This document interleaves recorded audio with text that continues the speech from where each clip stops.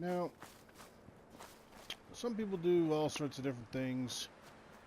I'm at 10 Pines Bluff. I just cleared it out. Basically restarted my game. You might see other videos where I'm further up. This is just basically simple. What I'm doing with all my settlements is I wall them in. As you can see, a simple wall that goes all the way, almost all the way around. I haven't got to that point yet. Now, the way you do this, you go into the crafting, you go into structures and wood, you go to floors, and the third one over is the shack foundation. Now this takes 12 wood and 3 concrete, so you need a lot of it. But these things pretty much fall into place. Now on something like this, what I'll do is I'll just come down, move it down a little bit.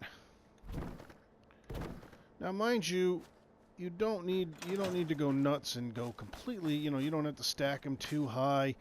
You just, if you can't jump over them, then neither can raiders. Now this one I'm going to have to work on. I'm going to have to move this one. This one's kind of I got trees in the way here. So as you can see, like, oh, here's what you think. Oh, okay, I got to raise that up just a little teeny bit.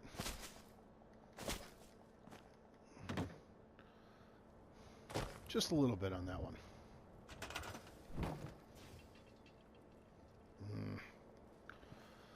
Oh boy. And it's locking into place for that one. Great. So that means we have to store that in the foundation. Then we can just move it up just a little bit. See, everything else will fall right into place.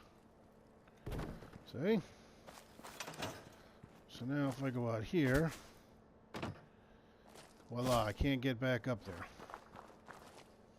Now, well, what happens if your settlement gets attacked? Well, I'm going to do a second video, and I'm going to show you the completion. But one of the things that I do is I pick one location and I take out one block, and that'll be the entry into whatever it is. Usually basis on a road, and then I'll show you the end product.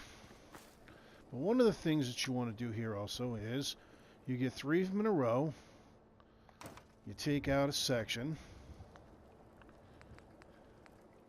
you go to your defense, you go to guard posts, and you pick a guard tower. And it fits perfectly in between the two and still blocks it. Now in the places where,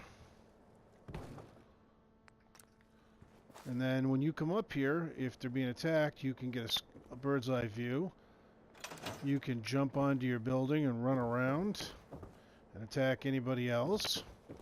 Now I'm not done. And now, like these water pumps, these things can get destroyed. Now sometimes the bad guys will spawn inside. Irritating, but it is. You take your water pumps. Usually, alright, there we go. You can get 2 in. And then, basically, they're protected. I mean, it's almost, I don't think I've ever had to repair one of those pumps inside there. So, you do it on all of your corners, so you got a bird's eye view of everything. Shoot, you can do one down here, one down here, as long as you've got it. So, and that's how you basically build your almost impregnable settlement using the shack foundation. It's also good for leveling out stuff too, but like I said, I just like doing it. Plus the fact that when you set it up, that's the only thing is you gotta kind of like play with it a little bit. because no settlement is perfectly even. And the problem is, if you see how part of that is out there, well, you want to have, it's okay if it's a little teeny bit, but not a lot. The reason, oh, stop clicking into place. Great. When you go to put your machine guns up top,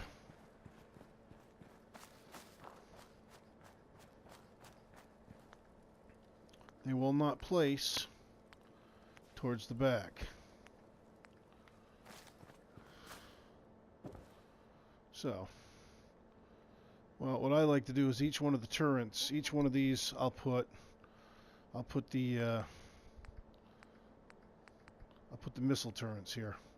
Actually, I'll probably put him up top because he's a little bit better.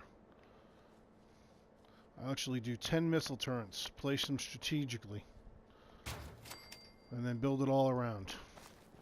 Alright. Now I'll show you what a completed one should look like when you're all done. And you will have the ultimate. Now I'm going to post this and then do part 2.